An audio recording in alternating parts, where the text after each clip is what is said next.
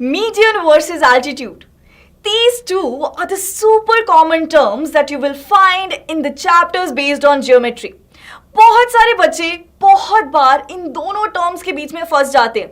उनको इन दोनों टर्म्स के बीच में डिफरेंस समझ नहीं आता है, कई बार प्रॉपर्टीज में गड़बड़ कर देते हैं. एंड बच्चा, लेट मी टेल यू, बहुत सारी मिसकंसेप्शंस हैं जो आप लोगों के दिमाग में पल रही हैं, जो कि आज इस छोटू सी क्लास में हम दूर कर देंगे. तो आज की क्लास में will be understanding what is a median, what is an altitude, दोनों में डिफरेंस क्या है, दोनों की प्रॉपर्टीज क्या है, एंड जो मिसकंसेप्शंस हैं उनको कैसे दूर करना है. ठीक है, so let's get started. I am your teacher Arsh और बढ़ते हैं मीडियन की तरफ. तो सबसे पहले हम बात करेंगे मीडियन की. तो जरा मीडियन वर्ड पे कॉन्सेंट्रेट करो. तो अगर हम मीडियन की बात करते हैं बच्चा, this median is derived from a Latin word. ये एक लैटिन वर्ड से आया है, मीडियस वर्ड से बन के आया है, जिसका मतलब होता है मिडल. यस, तो मीडियन सुनते ही आपके दिमाग में क्या आना चाहिए? मिडल, और maybe we can say mid point. Triangle की बात हो रही है, मीडियन ऑफ अ ट्रायंगल की बात हो रही है. ट्रायंगल की होती है 3 साइड्स.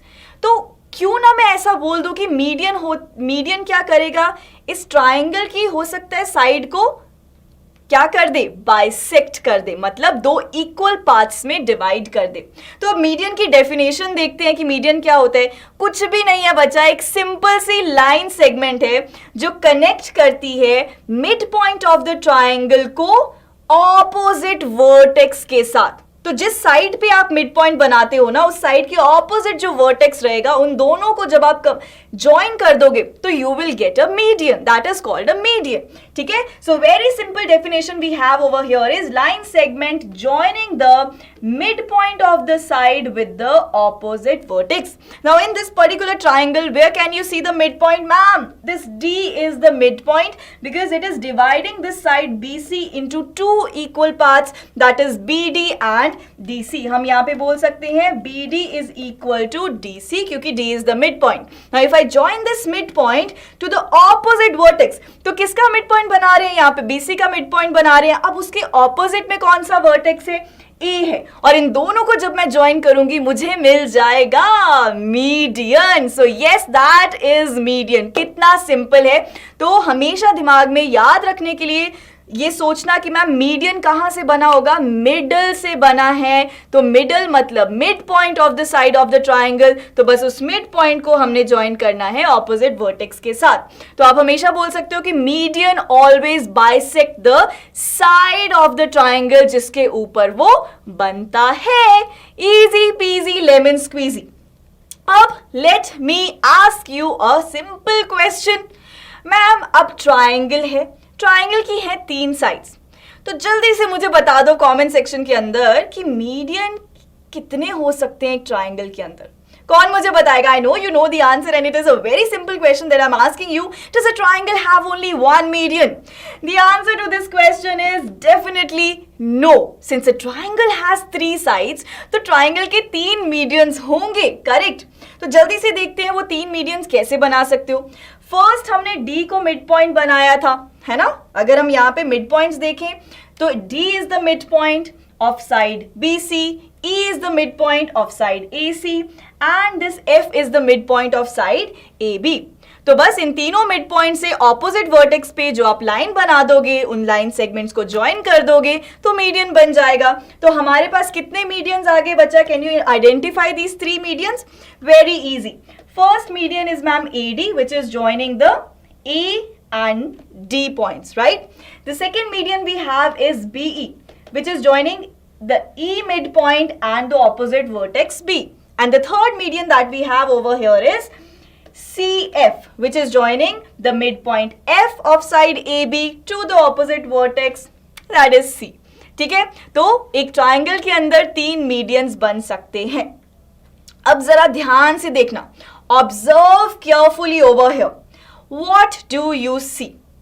ये तीनों के तीनों मीडियंस में कुछ स्पेशल है. कुछ देख पा रहे हो, कुछ ऑब्जर्व कर पा रहे हो क्या यहाँ पे? ये तीनों मीडियंस बच्चा एक सिंगल पॉइंट पे इंटरसेक्ट कर रहे हैं, है ना. इन तीनों मीडियंस का एक कॉमन पॉइंट है. क्या आपने देखा, क्या आपने नोटिस किया, ऑब्जर्व किया? So this is the common point. Now this common point, this point of intersection of all these three medians is called the centroid of a triangle. Yes, now this is a very new term that you will be learning in this particular class, और ये भी आप बहुत बार senior classes में use करोगे. तो centroid अगर आपसे पूछे क्या होता है, अरे मैम सेंट्रॉइड तो वो पॉइंट होता है जहां पे तीनों मीडियंस ट्राइंगल के मीट करते हैं. इजी पीजी लेमन स्क्वीजी, है ना? तो ये बन गया हमारा centroid. So what is a centroid? तो सेंट्रॉइड आप बोल सकते हो it is a point where all three medians of the triangle intersect. ठीक है, अब देखो जरा एक और टर्म यहां पे देखना, एक और नया वर्ड आप सीखोगे. The three medians of the triangle are concurrent. Concurrent is the new word that you are learning here. Concurrent का मतलब क्या होता है? They always intersect at one point. ठीक है, कभी भी ऐसा नहीं होगा एक मीडियन ऐसे जा रहा है, एक मीडियन ऐसे जा रहा है और दूसरा मीडियन कहीं ऐसे जा रहा है.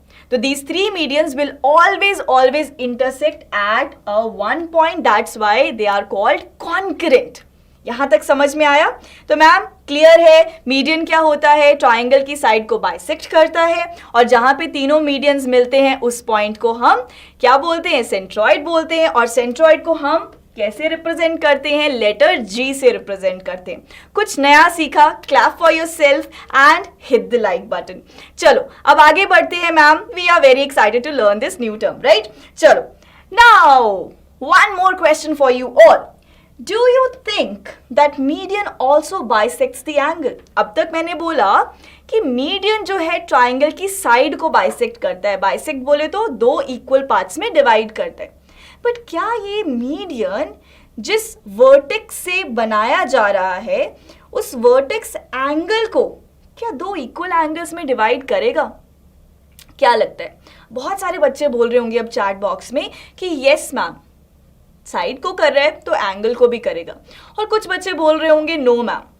सो जो बच्चे बोल रहे हैं यस, सो बच्चा let me tell you this is a huge misconception that you have in your head कि मैम अगर वो मीडियन है तो वो साइड के साथ साथ इन दोनों एंगल्स को भी इक्वली डिवाइड करेगा. But that is not the case. That is not always the case. ठीक है, तो जब भी आपको क्वेश्चन के अंदर बोला जाए कि AD इज द मीडियन तो आपने कभी भी ये अज्यूम नहीं करना है. Never assume that angle 1 will be equal to angle 2. Median कभी भी ये नहीं बोलता है कि ये दोनों एंगल्स जो हैं वो इक्वल होंगे. मीडियन अगर वो बोलता है कि AD is the median on the side BC तो यहां से आप सिर्फ इतनी इंफॉर्मेशन निकाल सकते हो कि मैम इसका मतलब BD जो है वो DC के इक्वल होगा. बट एंगल्स के बारे में हम कुछ नहीं बोल सकते. ठीक है, तो इस मिसकंसेप्शन का ध्यान रखना और नेक्स्ट टाइम जब ऐसा कुछ क्वेश्चन आए तो याद रखना. ठीक है बच्चा? So this was the first misconception और the very common misconception that you have in your head. तो यहां पे अगर हम एंगल्स को देखो अलग अलग सेपरेट करके देखें तो these two angles are not at all equal. तो ये थोड़ा सा आपको विजुअली समझाने की कोशिश की है. तो मीडियन के साथ ये केस नहीं होता है. So median is not always, देखो always is the wrong term to use over here. It is not always an angle bisector. Angle bisector मतलब जो एंगल को दो इक्वल पार्ट्स में बाइसेक्ट करता है.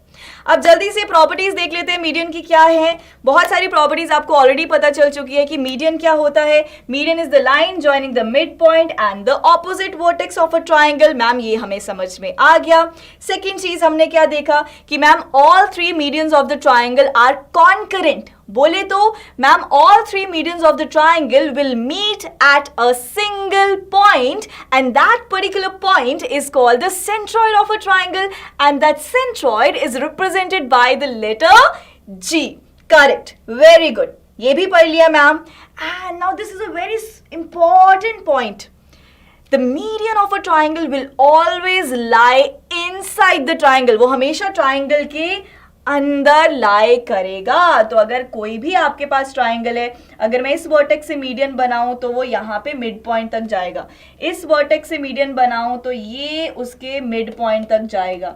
ठीक है, और अगर मैं इस वर्टेक्स से मीडियन बनाऊं तो ये भी इन दोनों को बाइसेक्ट करेगा.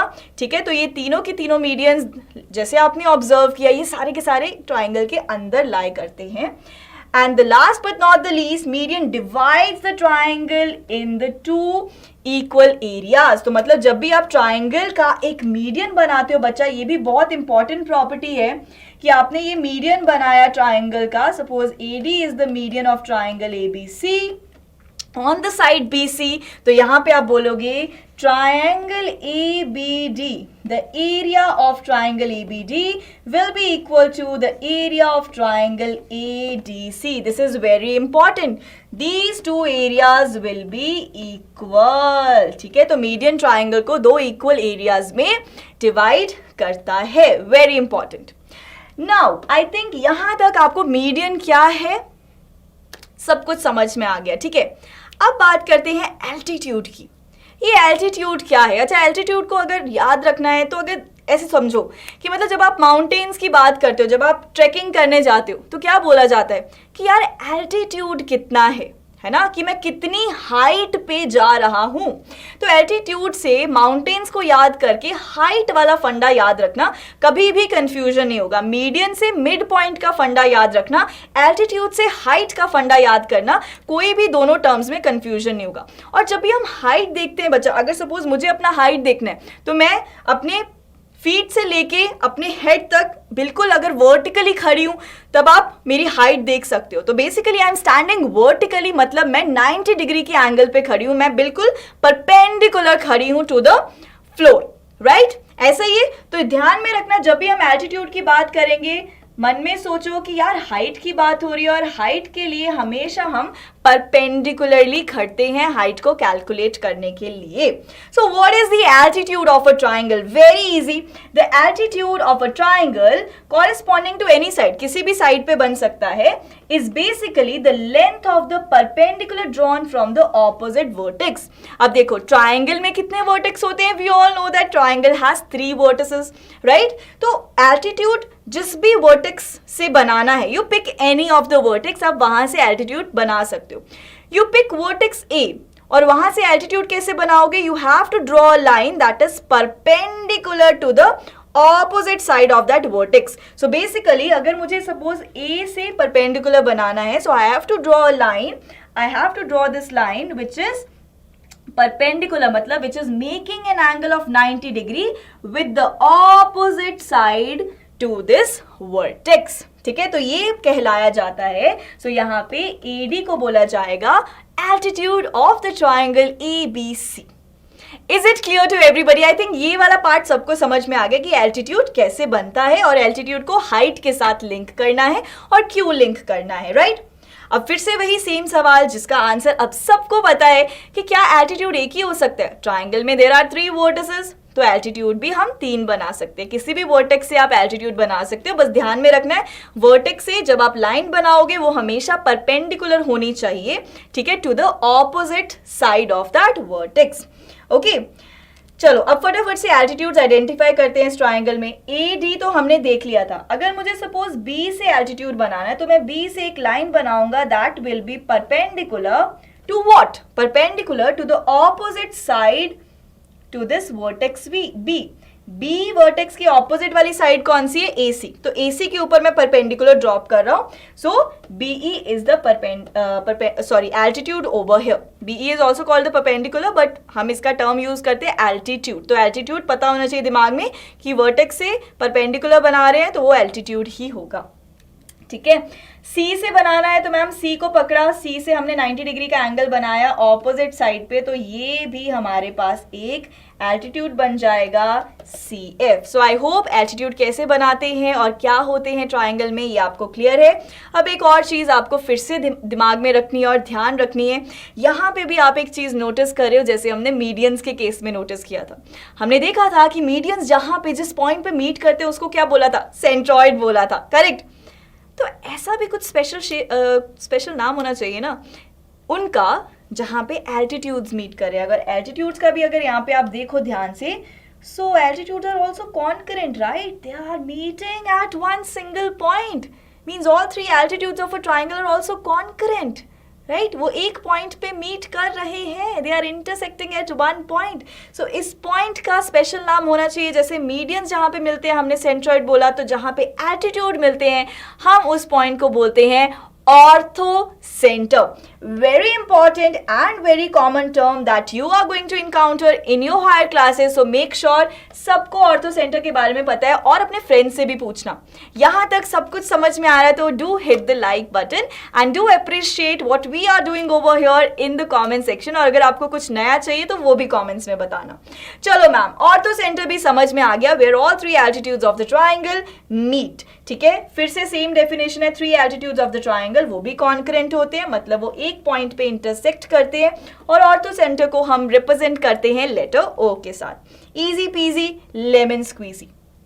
Now one more question for you all. Now this is very important and this is a major misconception. ठीक है, ये ग्रेड 10 के बच्चों को भी ये मिसकंसेप्शन रहता है, तो ध्यान रखना मैं अभी क्या बताने वाली हूँ. The question over here is, हमें पता है कि median lies inside the triangle. Is this the same for the altitude of a triangle? क्या altitude हमेशा triangle के अंदर lie करेगा?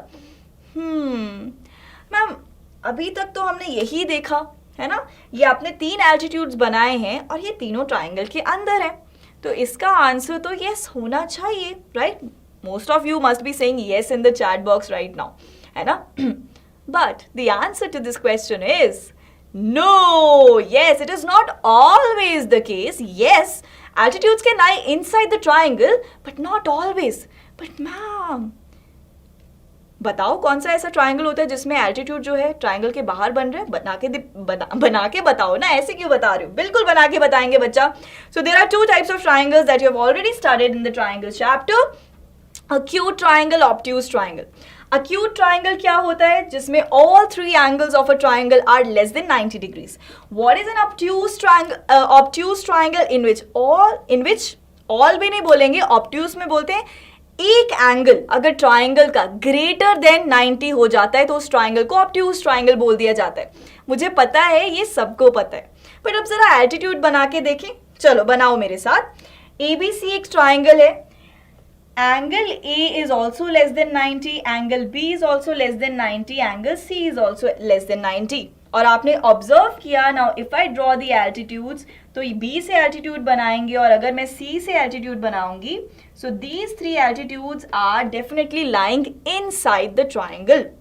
But what if I have a obtuse angle triangle, मतलब एक एंगल 90 से बड़ा है, like this on your screens. You can see over here ma'am this X, this y angle is basically greater than 90. 90 angle कैसे बनता है? ये होता है मेरा 90 डिग्री का angle, but this is my 90 degree angle. But you can see over here this y angle is greater than 90 degrees. That means अब जो altitude बनेगा from this vertex x, मुझे ये पता है आपने वर्टेक्स को पिक करना है और एक परपेंडिकुलर बनाना है, मतलब बिल्कुल सीधी लाइन, वर्टिकल लाइन बनानी है. तो अगर मैं x से वर्टिकल लाइन बनाऊंगा, मैम वो वर्टिकल लाइन तो यहाँ आ गई, P पॉइंट पे आके मिल गई, but this P point is not lying inside the triangle. I hope you can see over here. Ma'am triangle तो हमारा ये है, मैं उसको ग्रीन कलर से लिख रही हूँ ताकि आप डिफरेंशिएट कर सको. मैम ट्राइंगल तो हमारा ये ग्रीन वाला ट्राइंगल है, XYZ. But ma'am, this P point, the altitude from the vertex X of this triangle is lying outside the triangle.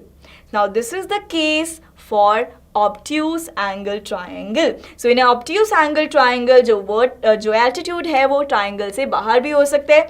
ये वाला concept आप grade 9 and grade 10 में बहुत बार पढ़ने वाले हो. So make sure अभी इस concept को clear कर लें. ठीक है जी? I think this is clear to you. और बाकी की अगर बात करें, I think बाकी altitude आप easily बना सकते हो. If you pick this y से altitude बनाना है तो ये बना दो, अंदर lie करेगा. इसको अगर मैं m बोलूं, z से एल्टीट्यूड बनाना है वो भी आप बना सकते हो. ठीक है, परपेंडिकुलर ड्रॉप करना है, बस इस चीज का आपको ध्यान रखना है. Is it clear to everybody?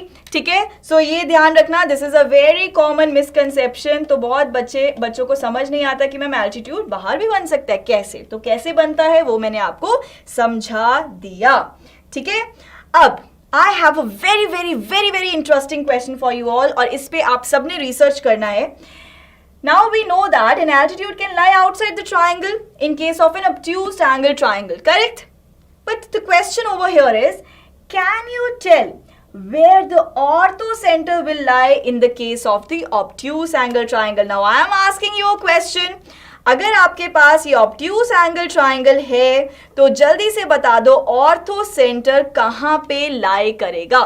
So in the acute angle triangle we saw, यहाँ पे आप इस point को देखो, they are intersecting at one single point. So yes, जो ऑर्थो सेंटर है वो यहाँ पे बन गया, इसको मैं ऑर्थो सेंटर बोल सकती हूँ, where all three altitudes are joining. But in case of an obtuse angle triangle, can you quickly tell me in the comment section कि ortho centre obtuse angle triangle में will it lie inside the triangle or will it lie outside the triangle? Do let me know, okay? I would love to read your comments in the comment section, right? And let's quickly recap the properties of an altitude. We know that altitude क्या होता है? It is the length of the perpendicular drawn from the opposite vertex to the side. जिस भी side पे आप altitude बना रहे हो, opposite vertex से आपको perpendicular drop करना होता है. हमें पता है all three altitudes are concurrent. That means they meet at a one single point, and that single point is called orthocenter. And the odd altitudes can lie outside the triangle as well. Now let's talk about a very very special triangle. I really want to tell you about this special triangle क्योंकि ये एक ऐसा triangle है बच्चों जिसमें altitude और median एक ही होता है. मतलब altitude AD है और AD median भी है. So इस केस में see, this is making 90 degree angle and this is also bisecting the side. So this AD is median as well as the altitude of this triangle ABC. ऐसे triangle के case में, ये कैसा triangle है बच्चों? Can you tell me? This is an isosceles triangle. So isosceles के triangle के case में ये जो दो angle जो मैंने बोला था कि median not always bisects the angle. It is not always the angle bisector, but in this particular case, angle 1 will be equal to angle 2. Amazing, right? So this isosceles triangle is super special क्योंकि median and altitude एक ही होते हैं and वो angle bisector भी होता है, side bisector भी होता है.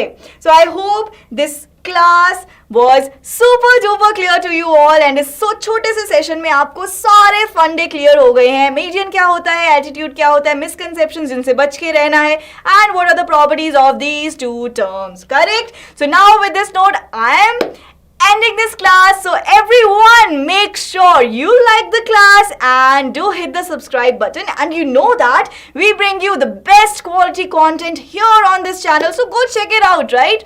And do subscribe, and I'll be seeing you in the next episode of Concepts Bites super soon. Tab tak ke liye lots of love and keep learning with Byju's.